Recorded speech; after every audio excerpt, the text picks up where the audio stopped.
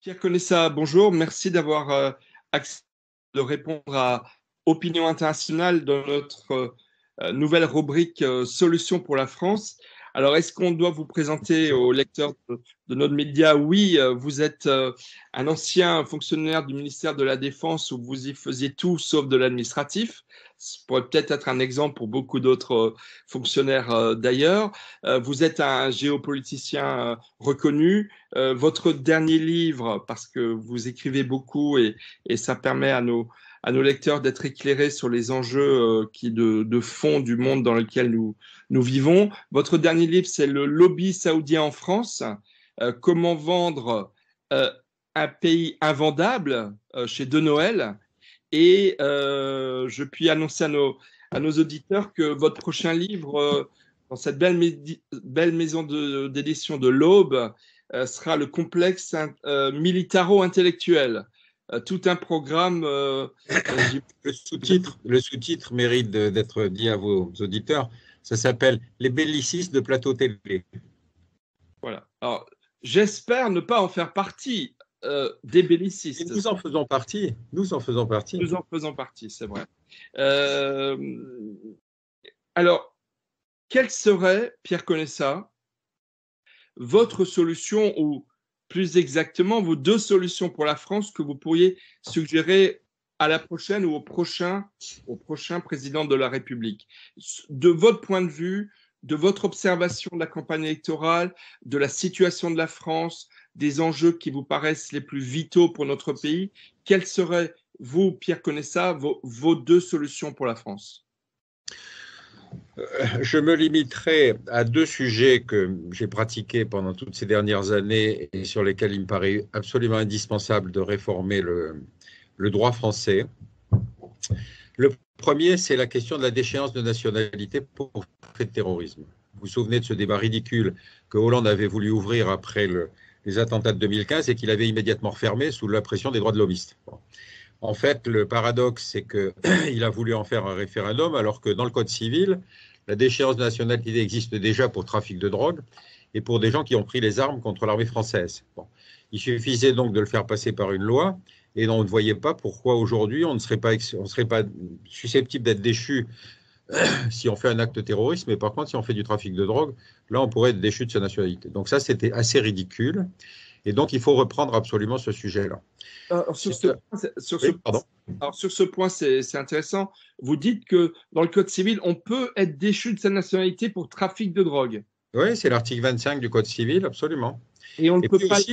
Aussi, plus extraordinaire, c'est pour des Français qui auraient pris les armes contre l'armée française, ce qui est le cas de beaucoup de gens partis en Syrie, contre lesquels on aurait très bien pu appliquer d'office, si vous voulez, la déchéance de nationalité, ce qui leur interdisait, quand c'était des binationaux, de rentrer en France. Bon. Alors, il y a un exemple très concret, puisque vous nous en parlez, l'assassin d'Ivan Colonna. Est né camerounais. À 18 ans, il a acquis automatiquement la nationalité française. Il a été en Afghanistan diriger un commando de talibans, entre autres crimes qu'il a commis. Et si François Hollande avait fait passer cette mesure de déchéance de nationalité, on aurait pu le déchoir de sa nationalité. Alors ça en aurait fait un apatride parce que, comme vous le savez, les Camerounais font partie de ces rares pays dans le monde comme la Chine, on ne peut pas être binational, mais au moins sa déchéance de nationalité, plus l'expulsion vers son pays d'origine, aurait peut-être permis de nous éviter le drame et les conséquences de violence qu'on a eu en Corse. Est-ce que j'ai tort ? C'est-à-dire que dans votre question, il y a effectivement deux aspects sur lesquels ça mérite de réfléchir. D'abord, le droit du sol, c'est-à-dire qu'effectivement, un individu, quel qu'il soit, s'il naît sur le territoire français, a droit automatiquement à la nationalité française. C'est la raison pour laquelle Mayotte est la plus grosse maternité de France. Vous voyez ce que je veux dire? C'est-à-dire que tous les Comoriens viennent accoucher à Mayotte de façon à ce que leurs enfants puissent avoir la nationalité française.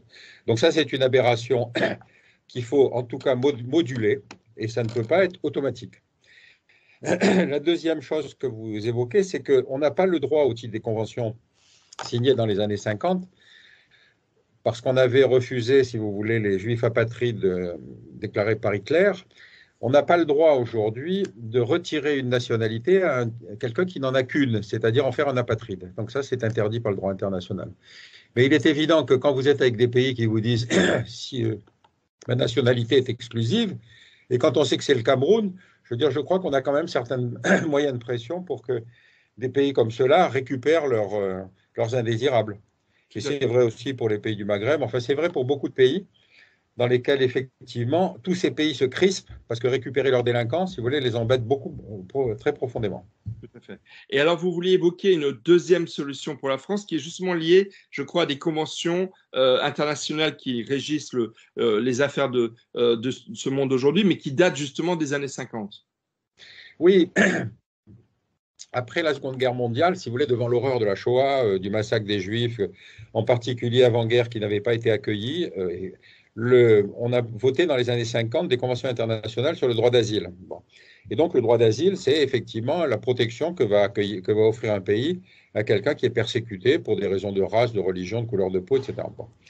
Au départ, ces conventions ont surtout été appliquées à ce qu'on appelait les réfusniks, c'est-à-dire les gens qui fuyaient le régime communiste et qui étaient donc, dans une certaine mesure, des défenseurs des libertés et qui devaient, à ce moment-là, effectivement, et qui s'intégraient d'ailleurs sans difficulté dans les régimes démocratiques, puisque leur objectif politique était le même que ce qu'ils vivaient après leur exil. Le système s'est perverti dans les années 80 parce que on a commencé à considérer que tout individu qui était menacé d'être condamné à mort, quel que soit l'acte qu'il avait commis, méritait d'être accueilli au titre du droit d'asile. C'est-à-dire là, vous savez, c'est la poussée contre la peine de mort. Mais le problème, c'est qu'à ce moment-là, on ne contrôle plus la qualité de l'individu. Et c'est ce qu'on a trouvé se constituer progressivement à Londres, où les Anglais considéraient qu'effectivement, ils pouvaient accueillir des djihadistes, mais qui chez eux auraient été soumis à des peines dégradantes, et ce s'est constitué le Londonistan. Donc les Anglais, avec le cynisme qu'on leur connaît, avaient dit oui, mais ça nous permet de les surveiller. Ils les ont tellement bien surveillés que quand il y a eu les attentats de 2004, ils se sont rendus compte que c'était là l'origine, si vous voulez, de l'organisation des attentats qui ont tué quand même 200 personnes dans le métro. Tout à coup, ils ont vidé le Londonistan. C'est-à-dire qu'ils ont dit au pays, ou vous les récupérez, ou j'arrête les aides. Donc le moyen de vider, si vous voulez, ces gens qui ont un droit d'asile, de réfugiés politiques, intolérable parce que leur objectif politique n'est pas de faire développer la démocratie, c'est au contraire de la saper. Donc là, je pense qu'on peut changer la jurisprudence. Les grands corps de l'État qui baignent dans une espèce de juridisme ABA peuvent très bien effectivement permettre une adaptation de la jurisprudence pour considérer qu'un individu qui n'est pas un défenseur des libertés démocratiques n'a rien à faire sur le territoire français. Et est-ce que je me trompe de considérer aussi que la grande différence entre les années 50 et les années 2020, c'est que la pression migratoire en nombre et les flux migratoires sont devenus beaucoup plus importants et que c'est la fameuse phrase de Michel Rocard, nous ne pouvons pas accueillir toute la misère du monde.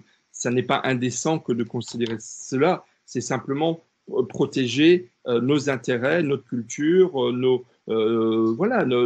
propre identité au sens plus simple du terme. Kamala Harris, la vice-présidente des États-Unis, qui on ne peut pas soupçonner d'être particulièrement à droite, a très récemment dit aux Sud-Américains ou Centro-Américains ne venez pas chez nous. Donc la notion du nombre, elle est aussi très importante. Est-ce que je me trompe?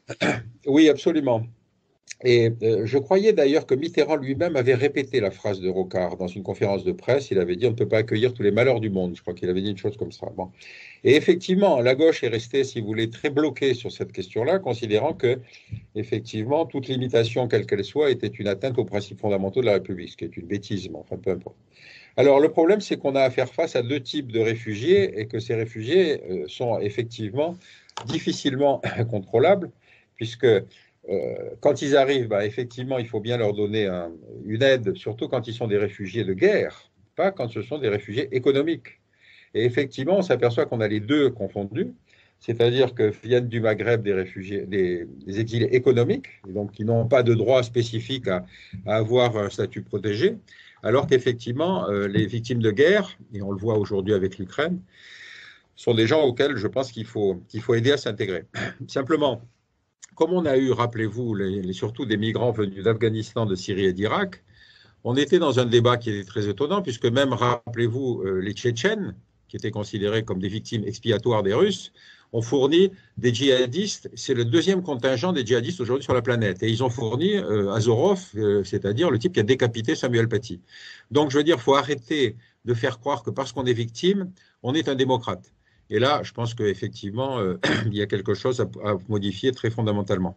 Et dernier point là-dessus, puisque vous en parlez, si on prend les Afghans, grosso modo ce que vous dites, oui, pour accueillir des femmes engagées pour la liberté des femmes en Afghanistan, des militantes d'associations qui veulent la réouverture des écoles qui viennent d'être refermées 1 heure après avoir été ouvertes pour les jeunes filles afghanes. Donc oui, pour les accueillir elles, mais non pour accueillir les autres, notamment parce que je m'appuie sur le Pew Research Center, qui est un des organismes les plus respectés au monde sur l'étude des religions, et qui montrait que 92% des hommes de nationalité afghane considèrent que la charia est la loi qui doit régir la vie en société. Donc ça veut dire qu'accueillir des migrants afghans, c'est l'assurance que nous aurons sur le sol des personnes qui considèrent que la charia devrait être le mode de vie, leur propre mode de vie, et que donc les femmes sont inférieures aux hommes. Je pense que c'est un argument qui n'est pas du tout discriminatoire, c'est tout simplement un argument de fond et un argument de défense des valeurs qui sont les nôtres.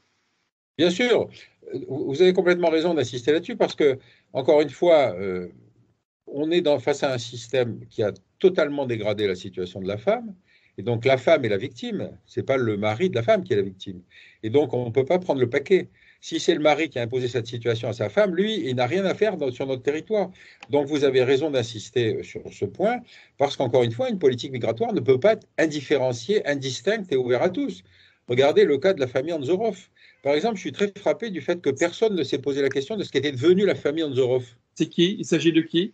Ben, vous savez, c'est ce jeune type qui a décapité Samuel Paty, qui avait été radicalisé dans sa famille.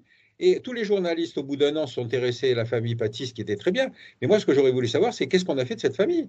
J'espère qu'on les a ramenés par la peau du cou vers la Tchétchénie. Voilà, donc vous voyez, je suis un réac complètement dépité par l'évolution de notre société. Alors, une dernière question, Pierre Conessa. Est-ce que vous pensez que le prochain président de la République va mettre en œuvre ces deux solutions pour la France?